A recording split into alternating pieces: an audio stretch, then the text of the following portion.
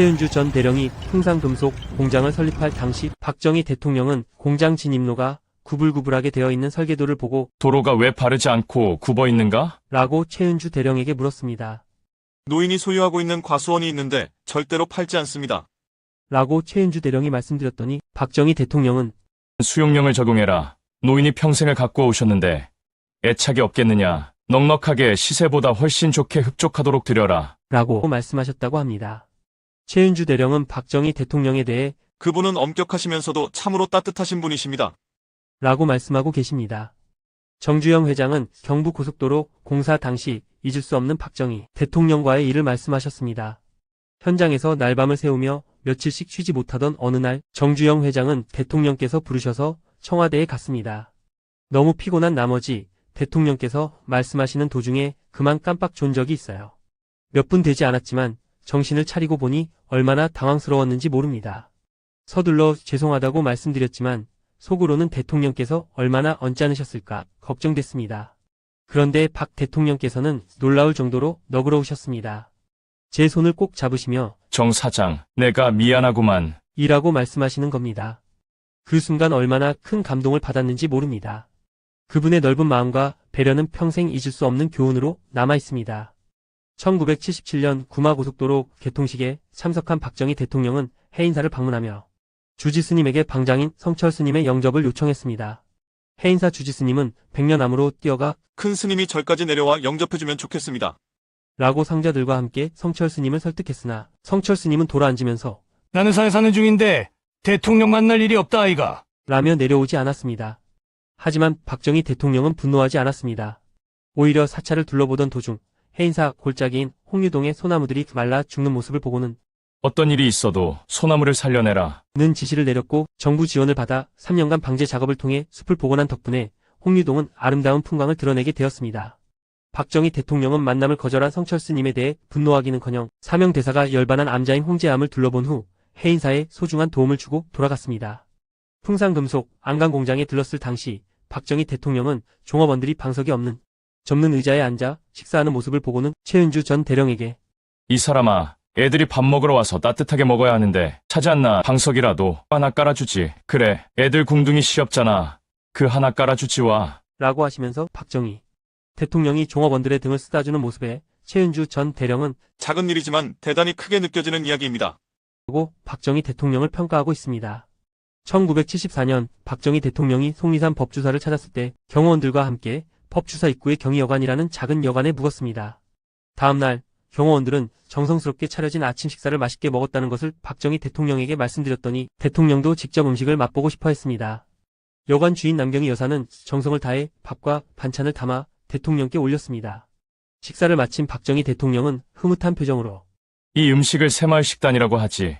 주인의 소원이 뭔지 좀 알아봐. 라고 경호원들에게 지시했습니다. 남경희 여사는 이곳은 숙박업만 가능하고 식당을 할 수 없는 구역입니다. 도와주세요. 라고 하였습니다. 그 후 일이 빠르게 진행되었고 경희여관은 경희식당으로 바뀌어 합법적으로 운영될 수 있었습니다. 작은 인연에서 시작된 한 식당의 역사, 이것이 바로 경희식당 탄생의 이야기입니다. 부대 사격장을 방문했을 당시 박정희 대통령은 귀마개를 하지 않고 사격을 하는 병사들을 보고서는 최은주 전 대령에게 애들 귀마개 해줘라. 고 말씀하셨습니다.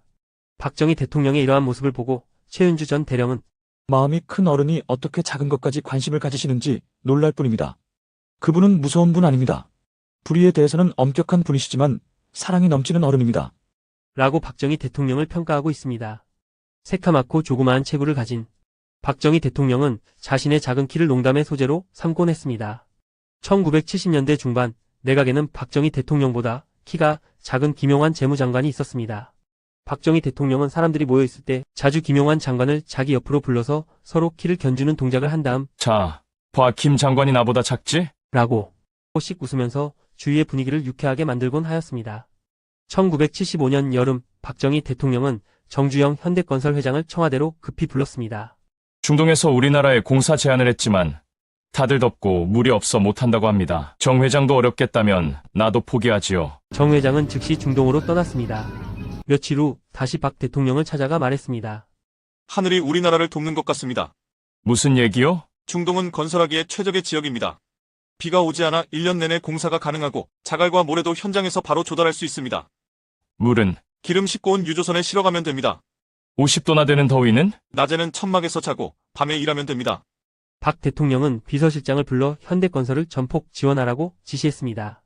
그렇게 한국인들은 낮에는 자고 밤에는 횃불을 들고 일했고 30만 명이 중동으로 나가 달러를 벌어들였습니다. 1966년 박정희 대통령은 축농증 치료를 위해 서울대 병원을 찾아가서는 담당 의사에게 물었습니다. 수술은 얼마나 걸리겠소? 의사는 차분한 목소리로 답했습니다. 수술은 오래 걸리지 않지만 마취해서 깨어나는 데 시간이 필요합니다. 그 말을 들은 박 대통령은 단호하게 말했습니다. 그러면 마취하지 말고 그냥 하시오. 그렇게 한가하게 보낼 시간이 어딨나. 깜짝 놀란 의사가 황급히 손을 내저었습니다. 카카, 마취 없이 하면 통증이 너무 심합니다. 감당하기 어려우실 겁니다. 그러나 박 대통령은 고집을 꺾지 않았습니다. 괜찮소. 그냥 하시오. 결국 의사는 마취 없이 수술을 시작하였는데 메스를 대는 순간에도 박 대통령은 미동도 하지 않았고 한마디 신음도 내지 않았습니다. 서독 방문을 앞둔 어느 날 이동원 비서실장은 조심스럽게 박정희 대통령에게 건의했습니다. 카카, 서독 방문 후 런던에 잠시 들러 도시계획을 직접 보시는 것도 좋을 것 같습니다. 그러자 박 대통령은 특유의 단호한 목소리로 버럭 소리쳤습니다. 돈도 없는데 관광이나 다니게 됐어. 순간 방 안은 조용해졌습니다. 이동원 실장은 깜짝 놀라며 입을 다물었습니다. 비록 런던 방문은 무산되었지만 박 대통령은 서독에서 산업화와 경제 발전의 중요한 교훈을 얻었습니다. 그리고 그 경험은 훗날 한국 경제 발전의 밑거름이 되었습니다. 1976년 8월 판문점 도끼 만행 사건으로 한반도의 긴장감이 최고조에 달했습니다. 전쟁이 터질 수도 있는 일촉즉발의 상황이었습니다. 작전의 결과에 따라 대한민국의 운명이 달라질 수도 있었습니다. 그러나 그 긴박한 순간에도 박정희 대통령은 차분하게 책상에 앉아 서류를 읽고 있었습니다. 마침내 북측에 아무런 저항도 없이 작전은 성공적으로 끝났다는 보고가 올라왔습니다. 김정념 실장은 대통령 집무실로 달려가 문을 열고 들어가며 외쳤습니다. 카카, 작전이 성공적으로 끝났습니다. 북괴는 아무런 저항도 하지 못했습니다. 그러나 박 대통령은 여전히 서류에 시선을 고정한 채 짧고 단호한 한마디를 건넸습니다. 그렇겠죠. 알겠습니다. 김정념 실장은 그 순간 그 작은 체구가 그땐 그렇게 크게 보일 수가 없었다. 고해고했습니다. 박정희 대통령은 평소 선글라스를 자주 착용했습니다. 이를 본 측근들은 중요한 자리에서는 벗는 것이 좋겠다고 조심스럽게 건의했습니다. 그러자 박 대통령은 천천히 선글라스를 벗으며 말했습니다. 내 눈 좀 보시오. 측근들이 대통령의 눈을 바라보자 붉게 충혈된 모습이 눈에 들어왔습니다. 어떻게 하면 이 나라 국민들이 가난에서 벗어날 수 있을지를 고민하느라 밤잠을 이루지 못했다는 사실을 안 순간 측근들은 아무 말도 할 수 없었습니다. 그저 머리를 숙이며 송구스러워할 뿐이었습니다. 박정희 대통령이 문경의 한 시골 학교에서 교사로 근무할 당시 학교 근처 개울가에서 소란스러운 비명이 들려왔습니다. 찾아요! 학생이 물에 빠졌어요! 여학생 한 명이 깊은 물속에서 허우적대고 있었는데 교사들과 학생들은 당황하여 발만 동동 구르고 있었습니다. 그때 어깨에 트럼펫을 맨 박정희 선생님은 주저없이 물로 뛰어들어 빠른 동작으로 여학생을 힘껏 끌어올린 후 젖은 옷을 훌훌 털며 물에서 나와서는 다급하게 말했습니다. 괜찮나? 다친 데는 없지? 오랜 시간이 지난 후 당시의 한 학생이 이 장면을 회고하며 말했습니다. 그때 선생님은 한치의 망설임도 없이 트럼펫을 맨 채로 곧바로 물속으로 뛰어드셨죠. 대구사범학교 시절 한 교사는 박정희의 학생기록부에 다음과 같이 썼습니다. 일본인 교사에게 반항적이며 불손하다. 박정희는 종종 교사들의 말을 듣지 않고 반항적인 태도를 보였습니다. 그를 기억하는 동급생들은 한 가지 공통된 이야기를 했습니다. 항상 나폴레옹 사진을 가지고 다녔어. 또 다른 친구가 덧붙였습니다.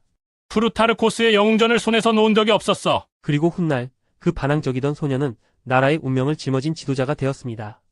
1974년 8월 15일 광복절 경축식에서 박정희 대통령은 단상에 서서 연설을 이어가고 있었습니다. 그러던 그때 갑자기 총성이 울렸습니다. 탕! 총알이 연설대 모서리를 맞고 튕겨나갔습니다. 순간의 정적이 흐르고 박 대통령은 그제야 상황이 심상치 않음을 깨닫고 몸을 숙였습니다. 주변은 아수라장이 되었고 경호원들이 급히 움직였습니다. 하지만 박 대통령은 당황하지 않았습니다. 총성이 먹고 상황이 정리되자 박 대통령은 아무 일도 없었다는 듯 연설문을 집어 들고서는 담담하게 말했습니다. 계속 말씀드리겠습니다. 박 대통령은 차분히 연설을 마쳤습니다. 연설을 끝낸 후 무대를 내려오던 중 박 대통령은 무대 한쪽에 놓인 유경수 여사의 신발 한 켤레를 발견하고는 아무 말 없이 그것을 집어 손에 든 채로 천천히 걸어나갔습니다. 자유당 시절 장군들끼리 회식이 한창이었습니다. 술잔이 오가며 대화는 점점 거칠어졌고 박정희 장군이 이승만을 비판하자 한 장군이 벌떡 일어나더니 권총을 꺼내어 박 장군의 머리에 들이댔습니다. 금방 한 말 취소해. 안 하면 죽이겠어. 순간 술자리는 얼어붙었고 모두 숨을 죽이고 지켜봤습니다. 그러나 박 장군은 눈 하나 깜짝하지 않고 아무 일도 아니라는 듯 앞에 놓인 빈 술잔을 집어들어 태연하게 술병을 기울여 술을 따랐습니다. 그러고선 잔을 가만히 들어 올려 태연하게 마신 뒤 조용히 잔을 내려놓았습니다. 총을 겨눈 장군은 한참 동안 아무 말도 하지 못했습니다. 그의 손이 서서히 떨리더니 결국 권총을 내리고 말았습니다. 1965년 박정희 대통령은 미국 육군사 관학교 웨스트포인트를 방문했습니다. 외국 국가 원수에게 주어지는 특권으로 퍼레이드 요청, 연설, 선물 증정이 있었지만 박 대통령은 전혀 다른 요청을 했습니다. 벌점을 받은 생도들의 벌점을 면제해 줄 수 있겠습니까? 순간 강당은 정적에 휩싸였다가 곧 뜨거운 기립박수가 터졌습니다. 요청은 받아들여졌고 이 생도들은 장교로 임관되어 상당수가 주한미군으로 근무했습니다. 이 사건은 웨스트포인트의 전설로 남았고 한미 동맹을 더욱 공고히 하는 계기가 되었습니다. 1979년 10월 26일 안가의 조용한 술자리에서 갑자기 총성이 울렸습니다. 탕! 김재규의 총알이 박정희 대통령의 가슴을 정확히 꿰뚫었는데도 박 대통령은 흔들림 없이 그대로 꼿꼿한 자세를 유지하고 있었습니다. 옆에 있던 가수 심수봉은 순간 총알이 빗나간 줄 알았다고 했습니다. 그러나 몇 초 후 박 대통령은 천천히 앞으로 쓰러졌습니다. 놀란 심수봉이 다급하게 외쳤습니다. 카카, 괜찮으십니까? 쓰러진 박 대통령은 힘겹게 입을 열었습니다. 응, 나는 괜찮아. 그의 마지막 말이었습니다. 박정희 대통령은 편지를 많이 썼습니다. 특히 해외 인재를 유치하거나 유능한 강요를 격려할 때 그의 친필 서신은 감동을 주었습니다. 1960년대 김한주 박사는 미국 컬럼비아대에서 총망받는 교수였습니다. 박 대통령은 직접 여러 차례 편지를 보내 김 박사를 서울로 초빙했고 결국 그는 한국전자공업 발전의 초석을 다지게 되었습니다. 박 대통령이 김 박사에게 보낸 편지는 100통이 넘습니다. 1968년 보낸 한 편지의 마지막은 이랬습니다. 또다시 상봉의 기회를 고대하면서 귀 가정의 만복이 깃들기를 축원합니다. 박정희 배. 9살 어린 김 박사에게도 깍듯한 존칭을 쓰고 대통령이라는 직함조차 사용하지 않았습니다.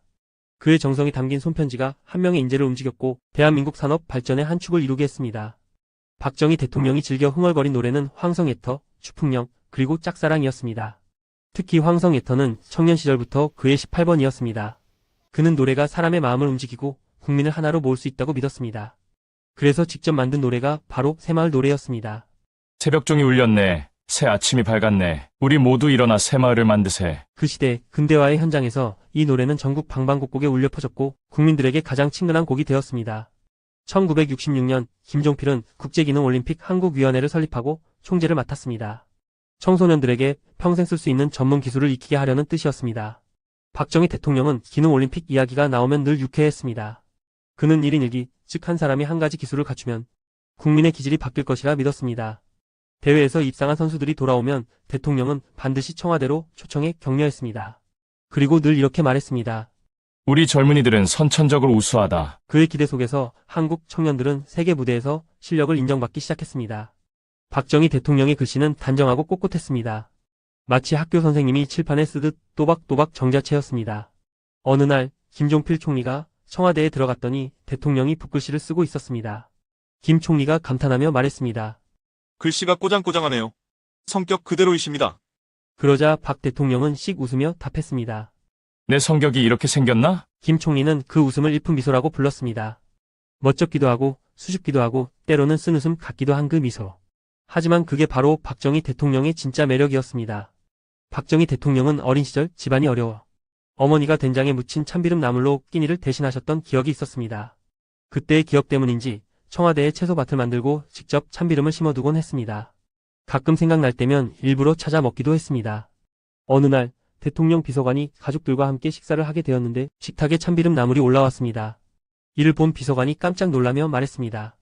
이런 나물을 어떻게 드십니까? 박 대통령은 웃으며 나물을 집어들었습니다. 이게 다 우리 어머니 손맛이 배어있는 거라네. 그날 식탁에는 담백한 추억과 함께 참기름 나물의 소박한 향이 퍼졌습니다. 1968년 박정희 대통령이 주최한 만찬에서 27사 단장 나이필 장군은 대통령이 직접 따른 술잔을 정중히 거절했습니다. 카카, 저는 하나님과 약속했습니다. 술 대신 콜라나 사이다를 주십시오. 순간 만찬장의 공기가 얼어붙었고 박 대통령은 나 장군을 유심히 바라보았습니다. 분위기를 풀기 위해 국방부 장관이 잔을 대신 받아 마셨지만 이미 어색함이 감돌았습니다. 만찬이 끝나고 자리에서 일어난 박 대통령은 조용히 나 장군에게 다가와 말했습니다. 내가 진짜 기독교인이구만. 그날 밤 선배 장군들은 나 장군을 찾아와 이 사람아 출세할 기회를 날렸구만. 하며 한탄했습니다. 그러나 나 장군은 평온했습니다. 내가 믿는 하나님이 내 앞날을 책임지신다. 다음날 그는 책상을 정리하고 문책을 기다리고 있었는데 결과는 뜻밖이었습니다. 그에게 내려진 명령은 소장 진급이었습니다. 박정희 대통령은 골프를 칠 때 그의 공은 마치 자로 잰 듯 반듯하고 정확하게 홀을 향해 날아갔습니다. 과욕을 부리지 않았고 공의 거리를 계산하며 차분히 쳤습니다. 박 대통령은 18홀 내내 자신의 감정을 통제하며 흔들림 없이 경기를 이어갔습니다. 박 대통령은 90타 전후의 보기 플레이어였습니다. 박 대통령은 돈을 걸고 하는 내기 골프를 싫어했습니다. 화투조차 쳐본 적이 없다는 박 대통령은 농민들이 농한기 때 화투로 시간을 보내는 모습이 그다지 바람직하지 않다고 여겼습니다. 박 대통령에게 화투는 단순한 오락이 아니라 사람들의 정신을 게으르고 태형적으로 만들 수 있는 위험한 습관처럼 느껴졌던 것이었습니다. 골프에서 내기를 하지 않는 것도 그런 이유에서였습니다. 병자호란 당시 평안 감사는 사랑하는 기생이라는 뜻의 애기와 함께 수도 한양을 향해 피난길에 올랐습니다. 그러나 불과 강 하나를 건너기도 전에 개풍군에서 청나라 군에 붙잡힌 감사는 북쪽으로 끌려가고 애기만이 홀로 한강을 건넜습니다. 그날 이후 애기는 매일 북쪽 하늘을 바라보며 감사가 돌아오기만을 기다리다 병들어 죽어가면서 유언을 남겼습니다. 님이 잘 보이는 봉우리에 나를 묻어주세요. 오랜 시간이 지난 1966년 10월 7일 이 사연을 들은 박정희 대통령은 탄식하며 말했습니다. 애기애하는 강 하나를 사이에 두고 서로 오가지 못하는 우리 1천만 이상 가족의 한과 같다. 박 대통령은 직접 애기봉이라는 이름을 붙였고 친필로 휘호를 남겨 비석을 세웠습니다. 그날 이후 애기봉은 단순한 지명이 아닌 그리움과 기다림 그리고 이별의 아픔을 간직한 곳으로 남았습니다. 극심한 가뭄이 들자 논바닥은 갈라지고 농부들의 얼굴엔 근심이 가득했습니다. 마을 어귀에는 사람들이 모여 제사를 올리며 비를 내려 달라고 기우제를 지냈습니다. 이 소식을 들은 박정희 대통령은 고개를 저으며 말했습니다. 바짝 마른 땅을 보고도 하늘만 쳐다보며 빌고 있다니 안타까운 일이다. 박 대통령은 기우제를 미신적 사고라고 생각했습니다. 가뭄이 닥치면 대비할 방법을 찾아야지 하늘의 운명을 맡기는 것은 비효율적이라는 것이었습니다. 비가 안 오면 물을 저장할 곳을 만들어야지. 댐과 저수지를 세워 물을 가두고 필요할 때 쓸 생각을 해야 하지 않겠나? 이후 전국 곳곳에 댐과 저수지가 건설되었고 가뭄에도 물이 마르지 않는 농지가 늘어났습니다. 박 대통령은 항상 현실을 직시하고 실용적인 해결책을 찾는 사람이었습니다. 그리고 그의 이런 사고방식은 대한민국을 발전의 길로 이끌었습니다. 대구 시내의 한 음식점. 육군 소장 박정희 장군은 몇몇 장교들과 함께 자리를 잡고선 먼저 주머니에서 돈을 꺼내 술값을 선불로 지불했습니다. 주인은 의아한 표정으로 말했습니다. 장군님, 외상으로 드시고 나중에 갚으셔도 됩니다. 박 장군은 단호하게 고개를 저었습니다. 우린 외상술 먹지 않습니다. 외상 갚을 돈도 없고요. 함께 있던 장교들은 조용히 미소를 지었습니다. 박 장군의 검소함과 원칙주의는 익히 알고 있었지만 그의 태도는 언제나 일관적이었습니다. 어린 시절 소년 박정희가 직지사절 마당에서 오래된 나무에 매달려 해맑은 웃음을 터뜨리며 놀고 있을 때 뒤에서 단호한 목소리가 들려왔습니다. 정희야, 어서 내려오거라. 선친의 꾸중에 깜짝 놀란 소년 정희는 얼른 나무에서 뛰어내려와 조용히 고개를 숙였습니다. 세월이 흘러 그가 대한민국의 대통령이 되어 직지사를 다시 찾았을 때 그는 천천히 절 마당을 거닐다가 오래된 나무 앞에 멈춰 섰습니다. 손으로 거친 나무 껍질을 쓰다듬으며 옅은 미소를 지으며 수행원들에게 말했습니다.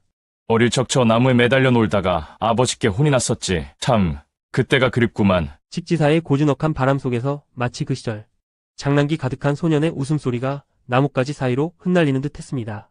박정희 대통령은 군부대를 방문해 4단장 이상의 장군들을 모아 회의를 열었습니다. 국가안보와 군사작전을 논의하는 자리였기에 분위기는 엄숙했습니다. 한참 회의가 진행되던 중 박 대통령이 목이 말랐는지 조용히 말했습니다. 물 한 잔 좀 가져다 주겠나? 그러나 순간 회의실은 정막에 휩싸였습니다. 누구도 선뜻 움직이지 않았습니다. 그제야 투스타였던 막내 장군이 주변의 눈치를 살핀 뒤 어색하게 자리에서 일어났습니다. 제가 가져오겠습니다. 그 모습을 지켜보던 박 대통령은 빙그레 웃으며 말했습니다.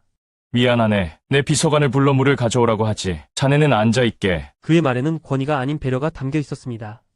회의실의 긴장감이 스르르 풀렸고 모두가 다시금 박 대통령의 세심한 리더십을 되새겼습니다. 박정희 대통령이 정주영 현대그룹 회장을 처음 만난 날 정 회장은 소탈한 모습으로 나타났습니다. 단정한 양복을 입었지만 어디선가 마기를 끝내고 온 농부처럼 보였습니다. 그를 본 박 대통령은 눈을 가늘게 뜨며 말했습니다. 소를 팔러 온 농민 같구만. 정 회장은 특유의 너털 웃음을 지으며 바로 맞받아쳤습니다. 소가 아주 좋습니다. 박 대통령도 이에 질세라 웃으며 농담을 던졌습니다. 그 소를 나에게 좀 가져오게. 회의실 안은 순간 웃음으로 가득 찼습니다. 첫 만남부터 이어진 이 유쾌한 대화는 두 사람의 인간적인 면모를 잘 보여주었고 이후 대한민국 경제 발전을 함께 이끌어갈 든든한 신뢰의 시작이 되었습니다. 1967년 한 권의 책이 청와대에 전달되었습니다. 박영만이 집필한 소설 광복군이라는 책으로 박정희 대통령을 비밀 광복군으로 묘사한 내용이 담겨 있었습니다. 책을 받아든 박 대통령은 몇 장을 훑어보더니 얼굴이 굳어졌습니다. 내가 어디 광복군이냐? 누가 이따위 책을 쓰라고 했나? 책을 선물한 관계자들은 당황해 어쩔 줄 몰랐습니다. 박 대통령의 노여움을 예상하지 못했던 것입니다. 사실 박영만은 청와대에서 30만 원을 받기로 하고 책을 집필했다고 전해집니다. 그러나 박 대통령의 격한 반응으로 인해 돈도 받지 못했고 야심차게 준비했던 출판 기념회도 결국 열리지 못했습니다. 이 사건은 박정희 대통령이 자신의 과거를 포장하는데 관심이 없었음을 보여주는 일화로 남았습니다. 청와대 이발관에서 근무하던 면도사 박순옥 씨가 시집을 간다는 소식이 전해졌습니다. 이를 들은 박정희 대통령은 전속 이발사 박수웅 씨와 함께 두 사람을 집무실로 불렀습니다. 사진을 함께 찍고 난 후 박 대통령은 흐린 조명을 살펴보며 말했습니다. 이왕이면 앞마당 잔디밭에서 정식으로 사진을 찍자. 그렇게 세 사람은 청와대 앞마당으로 나갔습니다. 박 대통령은 서로 짝을 지어 사진을 찍게 했고 마지막으로 부속실 직원을 불러 셋이 함께 사진을 남겼습니다. 며칠 뒤 박순옥 씨를 집무실로 부른 박 대통령은 창틀에 사진을 펴놓고 흐뭇하게 바라보며 말했습니다. 이리 와봐. 지난번 사진이 아주 잘 나왔어. 순호가. 내가 시집을 가는데 내가 너에게 해줄 것이 없구나. 이 사진이라도 추억을 가지고 가라. 순옥 씨는 사진을 받아들고 깊이 고개를 숙였습니다. 박 대통령의 세심한 배려가 담긴 그 한 장의 사진은 그녀에게 평생 잊지 못할 소중한 선물이 되었습니다. 현대그룹을 키우기 위해 동분서주하던 정주영 회장은 어느 날 박정희 대통령을 만났습니다. 사업 이야기를 나누던 중 박 대통령이 장난스레 물었습니다. 임자는 이렇게 열심히 일하는데 나를 위해 무엇을 해줄 수 있겠느냐? 정주영 회장은 잠시 생각하더니 능청스럽게 대답했습니다. 카카, 저는 카카를 위해 최선을 다할 것입니다. 그러나 대신 소 한 마리 주시면 좋겠습니다. 그 말에 박 대통령은 깜짝 놀라더니 이내 크게 웃었습니다. 회의실에 있던 사람들도 덩달아 웃으며 두 사람의 유쾌한 대화에 흡족해했습니다. 이 짧은 농담은 단순한 정치적 관계를 넘어 두 사람 사이의 유머와 인간적인 정이 깃들어 있음을 보여주는 순간이었습니다. 한일합성섬유공업을 방문한 박정희 대통령은 한 여공에게 다정하게 물었습니다. 하고 싶은 것이 있으면 말해보시오. 그러자 여공은 대답했습니다. 공부를 하고 싶습니다. 수출을 많이 하니까 영어도 자주 쓰는데 모르겠어요. 그 말을 들은 박 대통령의 눈시울이 붉어졌고 사장 역시 가만히 있을 수 없었습니다. 야간 학교를 만들어 공부할 수 있도록 하겠습니다. 이 소식이 전해지자 공부를 원했던 여공들이 몰려들어 야간 학교는 인산인해를 이뤘습니다. 사원들이 자발적으로 교사가 되었고 회사는 교복까지 지원했습니다. 그러나 졸업할 시기가 되자 문교부에서 난색을 표했습니다.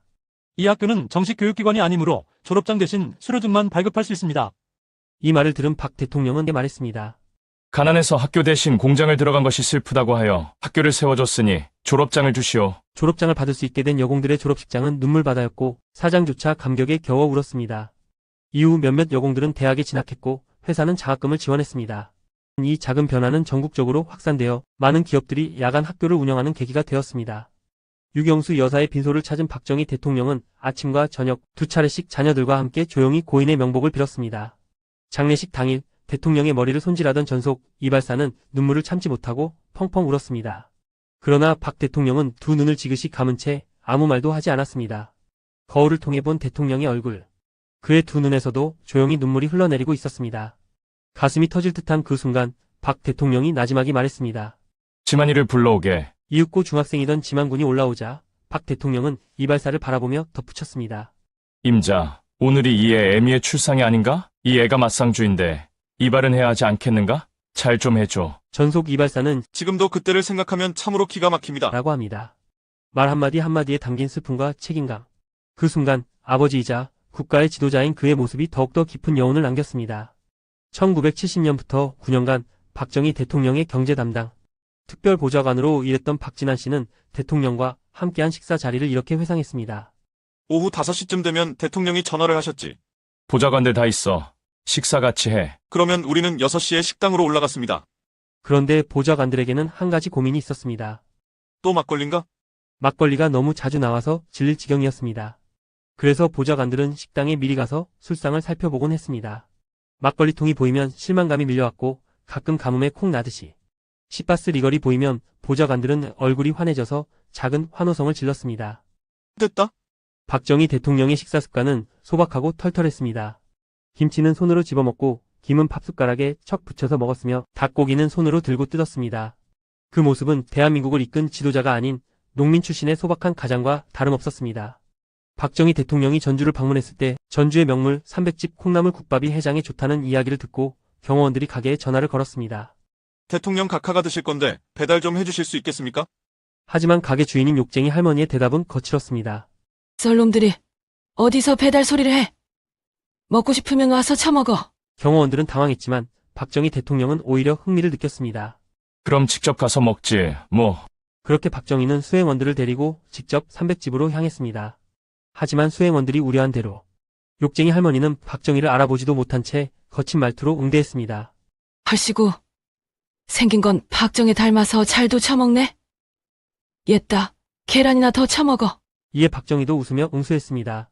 할머니 내가 박정희를 닮은 게 아니라 박정희가 날 닮은 거요. 박 대통령은 국밥을 맛있게 비웠고 유쾌한 표정이었지만 수행원들은 사색이 되어 있었습니다. 한편 그 욕쟁이 할머니는 돌아가실 때까지도 이렇게 말했습니다.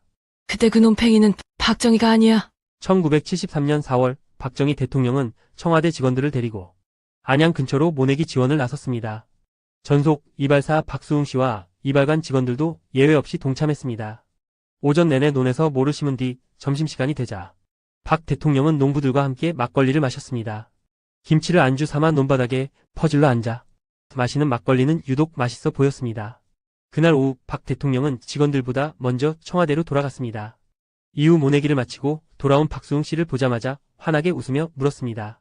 박군, 막걸리 한잔 했나? 술이 참 맛있지. 역시 논바닥에서 퍼질러 앉아 먹는 막걸리가 최고야. 소탈한 미소를 짓는 박 대통령의 모습에 박수웅 씨는 다시 한번 그분의 인간적인 면모를 느꼈다고 합니다. 지금은 한국인의 소울푸드가 된 라면. 하지만 처음 도입된 라면은 일본식 하얀 국물로 느끼한 맛 때문에 큰 인기를 끌지 못했습니다. 당시 가난에 허덕이던 한국에서 삼양식품은 간편하면서도 든든한 한 끼를 만들기 위해 고민하고 있었습니다. 그때 박정희 대통령이 한마디를 건넸습니다. 우리나라 사람들은 맵고 짜고 얼큰한 걸 좋아하니까 고춧가루를 많이 넣으면 맛있겠어. 이 조언이 계기가 되어 한국 라면의 상징인 붉고 칼칼한 국물이 탄생했습니다. 이후 한국 라면은 국민의 배고픔을 달래주는 음식이 되었고 전 세계적으로도 사랑받는 한류 음식으로 자리 잡았습니다. 한마디 조언이 만들어낸 변화, 이것이 한국인의 라면 문화가 시작된 순간이었습니다.